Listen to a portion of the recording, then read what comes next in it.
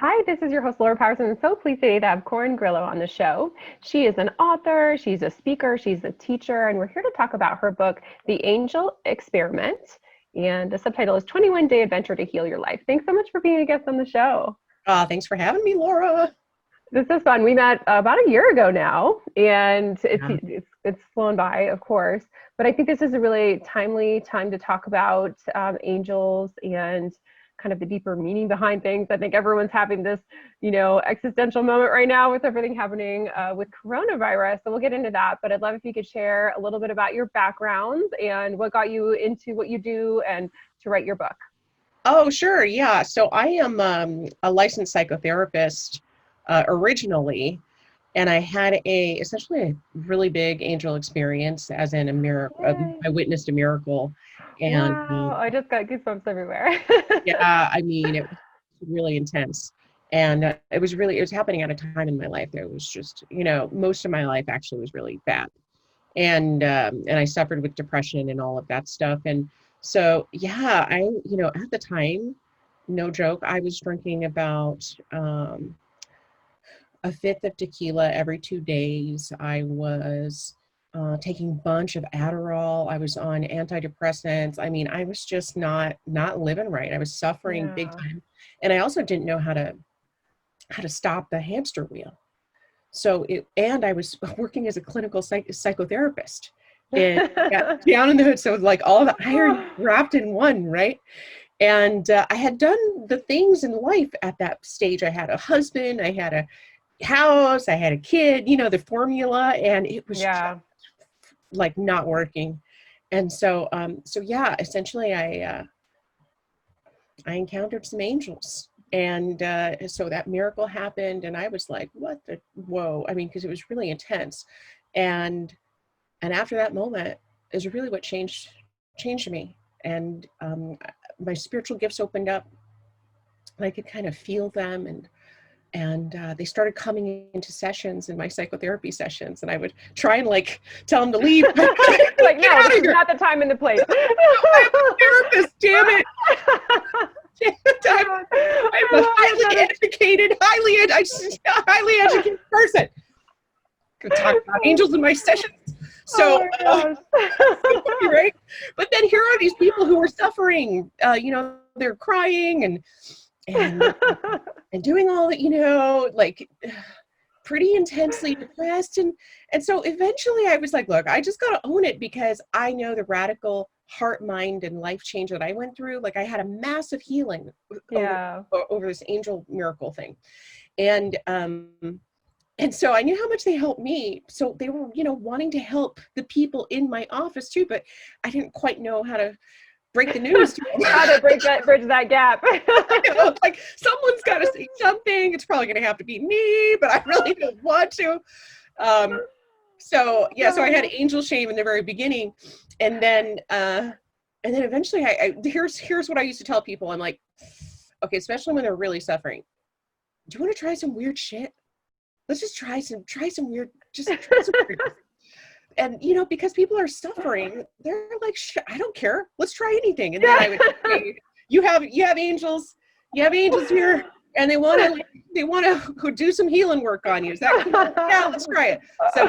So yeah, it's so awkward in the beginning. Yeah, that's a tough transition. I think you and I have some similarities to our story, because for me, I was really in politics. So also a very, kind of place coming from a different part of the, perspective and brain and everything. And yeah, I had a really hard time marrying kind of that world and then what I was experiencing. And like, it's so funny, I'd run into people from when I was in politics and they'd be like, what are you up to? I'm like, so I'm a psychic. And they'd be like, okay. It's just such a disconnect. But at the same hand, I think that these worlds are the ones that kind of most need this type of healing. Oh yeah, for sure. I mean, we were a little early on, so this started happening to me about 8 or 10 years ago. Me And too. So we're right in the same timeline. Yeah. right in the same, we were called at the same time. Yeah. We're like spiritual calling sisters. Yes. Oh yeah, we got that first wave, or one of those waves, and And so, yeah, after that, I just decided to start step by step owning it more, right? Yeah. Because what was happening is that people were getting radically healed. I mean, the second I Mm. started bringing angels in and started naming it and inviting people to engage with them, like depression was, I mean, lifelong depression was Wow. dissolving in like Yeah. 30 minutes, right? And so people started, saying, hey, you got to come, go check out this therapist. she's not she's not the typical therapist. And so that's how it started happening. And people are like, flying their family in and like, come talk to her. And so yeah, the more I kind of stood in the truth of that, the more amazing stuff happened. And then eventually I was called to reach more international audiences. So I had to go through all that terror, because I'm not officially someone who wants to be in the limelight. But it was really clear that Spirit wanted to kind of go in that direction. So I took the Yeah. leap. And so that's what we've been doing, is doing a lot of teaching people how to work with angels and do some healing work and just whatever spiritual downloads we got going on. That's what I'm doing. Great. Yeah, I felt the same thing. It was like such a strong call to be really visible and to reach a lot of people. And that's one of the reasons I started doing television, actually, is Ah, because that's how you just reach, so many people. And I think obviously being online as well, I think it's interesting because now that we're going through everything that's happening in terms of the sort of crisis that's being brought up from the coronavirus is, there's this health crisis and there's also this economic crisis. It's interesting because I feel like they're very connected. So when I was at my most physically unwell, I was also, unemployed and in a really bad place mhm, financially. And I feel mhm. like they are connected energetically and spiritually. Like we cannot be any better than we are physically in a sense. Because it's all about what's happening in blockages in the body. And I also feel that a lot of us, you and me included, that did go through that kind of crisis and transition in our own way during the recession, are now here to try to help guide other people that are going through their own sort of crisis and rebirth. Because I feel like It's whatever this is bringing up for you, mhm. there's most likely something that you are being guided to release, and of course something that you're being um, pushed to learn. So if we can just kind of acknowledge that, and instead of facing it in kind of fear and victim mentality, and Yep. check in, like what are we being redirected towards? I feel like what is your perspective on this? Yeah, for sure. As a as Well, a first, I just want to say, as much as it's a physical crisis, an economic crisis, it's really, I feel like, a spiritual crisis. exactly, And yeah, and I feel that we are being guided back into our hearts. And I feel like the rebirth, it's an opportunity to have a full rebirth of your heart, of your perspective, of us as a collective, right?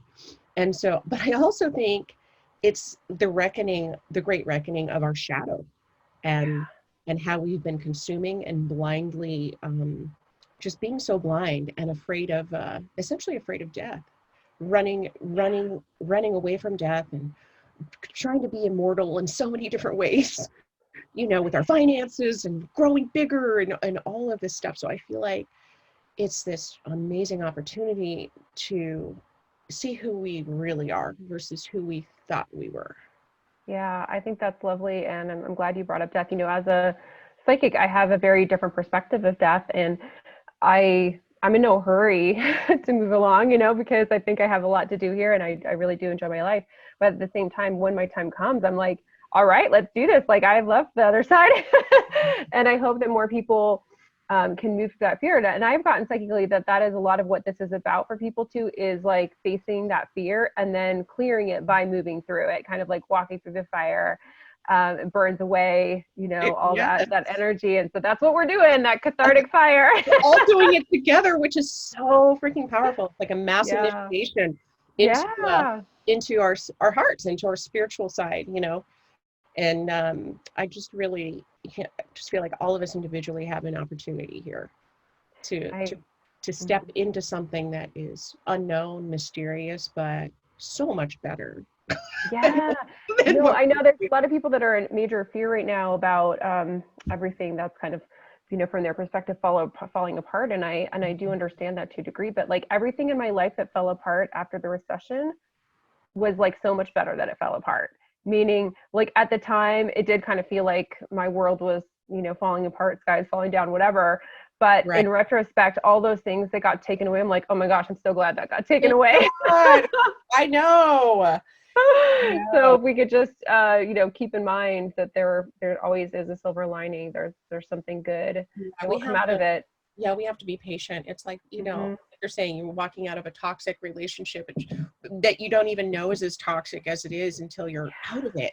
Yes. And like, oh, thank God I'm not not buying into that trap, that hypnosis, right? I think of it like a love relationship, and we've all had those love relationships where you have the blinders on and it's just super toxic, but you feel like you can't live without them anyways. I don't know if you've ever had one of those. Oh, sure, absolutely.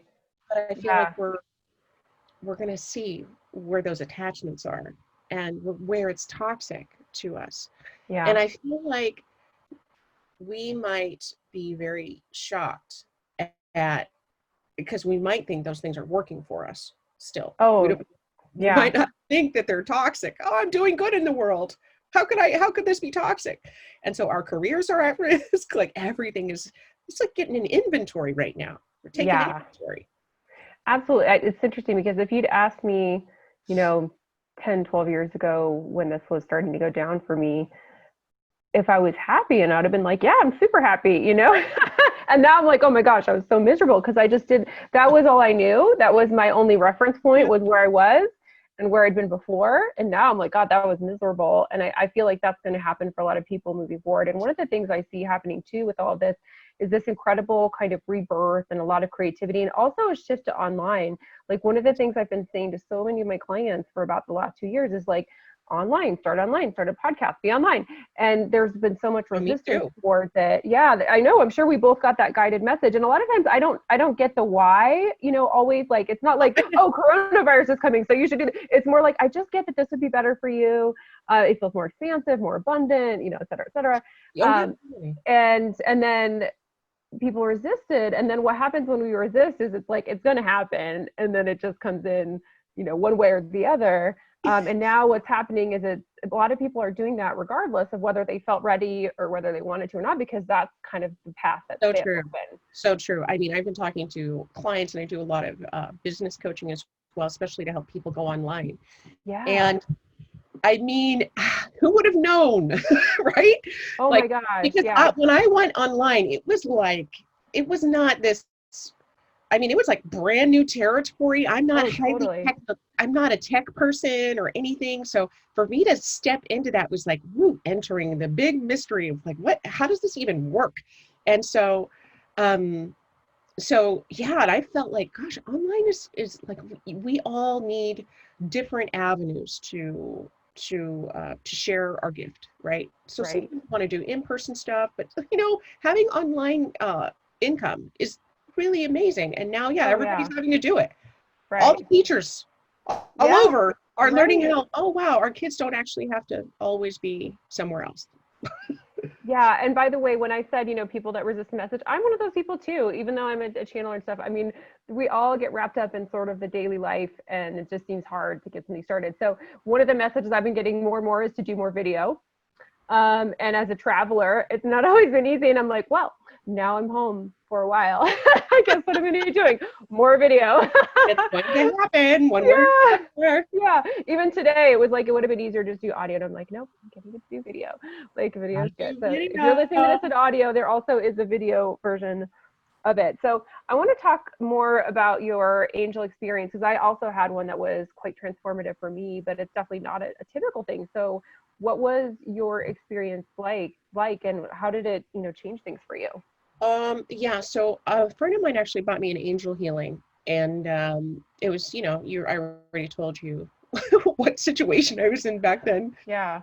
You didn't know that I was struggling. Nobody knew, right? I didn't even know that I fully knew how much I was struggling and how it was optional. Like it was just, to me, that was just life. You just wake up, you just wake up with serious dread, and you just go through the day. Right. That was your normal. That was my normal. Yeah. I totally relate. Yeah. Like, all right, time to go to sleep. Where's the tequila? All right. Time to wake up. Where's the Adderall? It was just like horrible. So,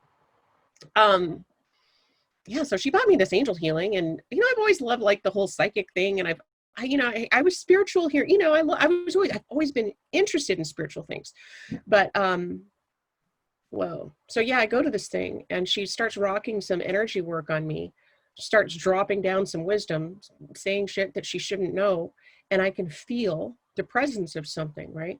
And so after that healing, she said, "Talk to the angels like they're real."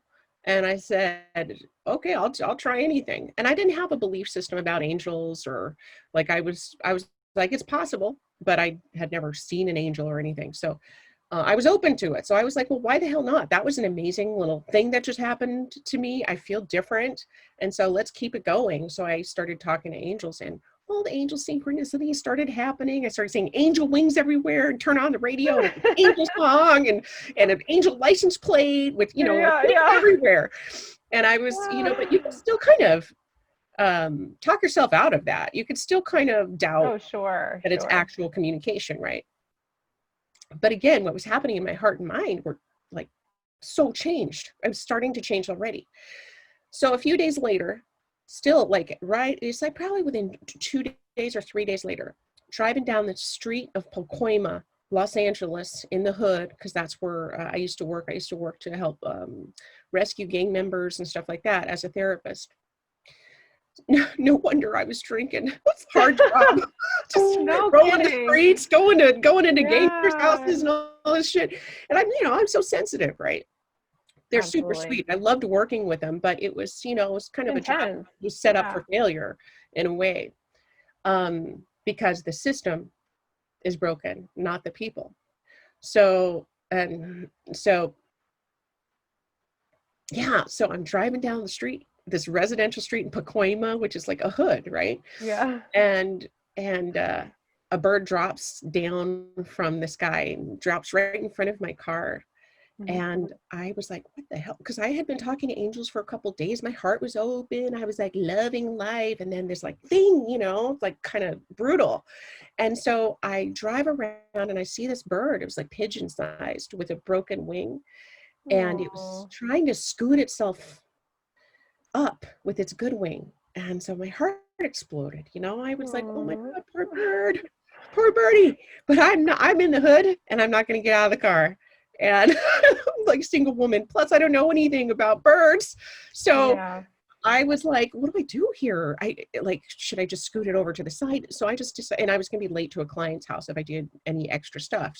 So I used my new trick. I talked to the angels. And I said, yo, angels, come help this birdie, right? Oh. I sent it some good loving, and I drove around it, and I kept watching it, sending it some good juju. And I look in the rearview mirror, Laura, and the bird started kind of doing a little shimmy, little bounce on the ground, like not like super bouncy, but kind of vibrating in a weird way. So I stopped the car and I keep looking. And I see a tiny bird jump up from the body of that bird and fly away. And then a second bird, these are probably like 3 inches, like about this big, 3 or 4 inches, jump up from the body of the bird and fly away. And then a third healthy bird jump up from the body and fly away. Wow. And so what was left on the ground was nothing. And so I didn't care. I got out of the car because I was like, I don't care. I just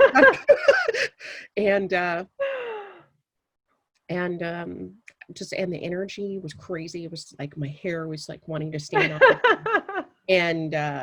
My heart, I mean, just the presence that was there was so indescribable. Yeah. And so there was no body. That bird transformed into 3 tiny healthy birds and flew away. That's incredible. That's what I was like, okay, angels, we are in some business right now. What the heck is that? So yeah, that was my first ultimate holy shit moment, right?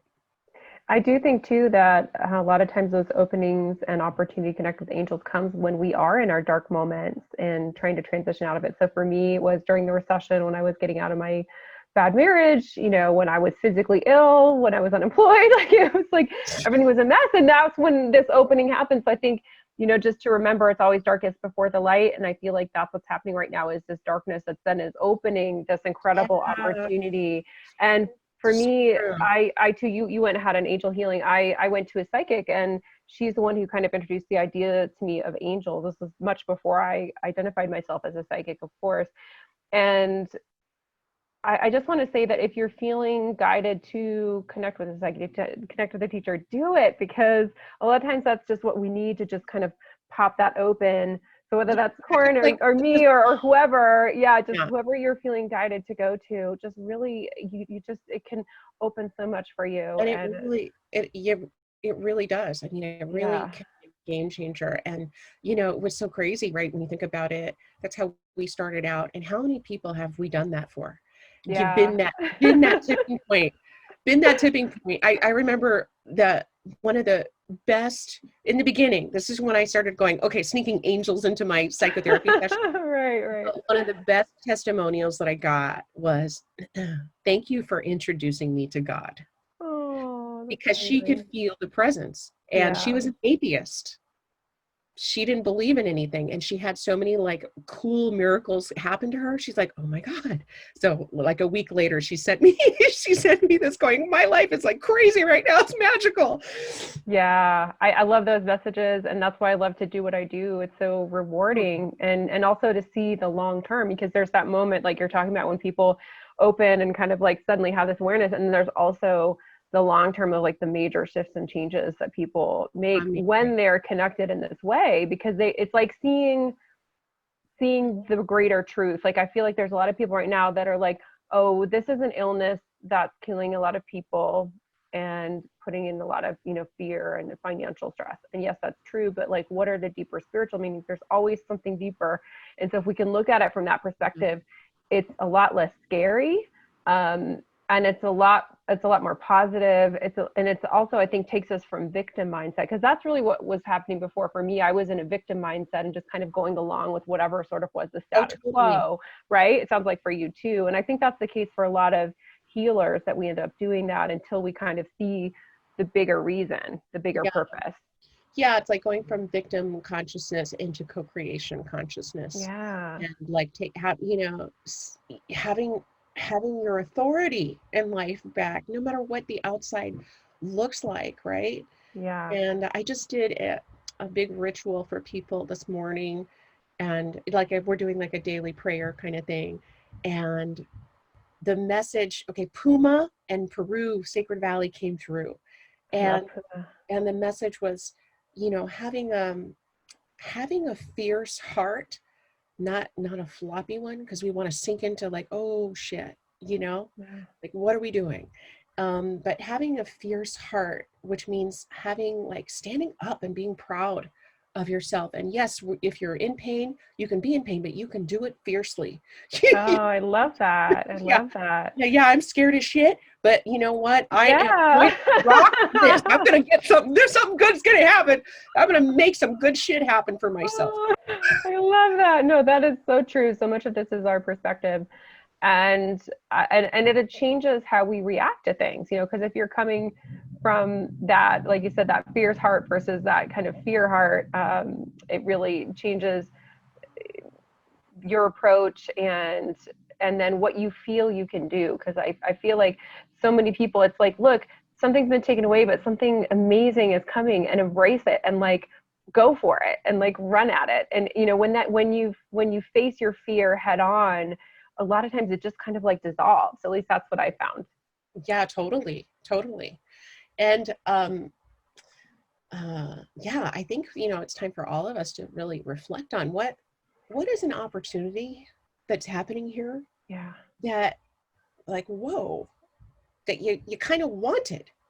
Yeah. And probably we're resisting. I feel that's the case for a lot of people. A lot of people are like, I want to see my kids more. I want to see all this, they're begging for this stuff. They probably wrote half of the stuff that's I don't want my commute anymore. I don't want, whatever. I need a break from my job. Or like, we're probably consistently writing intentions for this. I mean, if you look at your intentions at the beginning of the year, and how much of this is like maybe an opportunity to do some of that, to like connect with your family more, or to have more time. Yeah.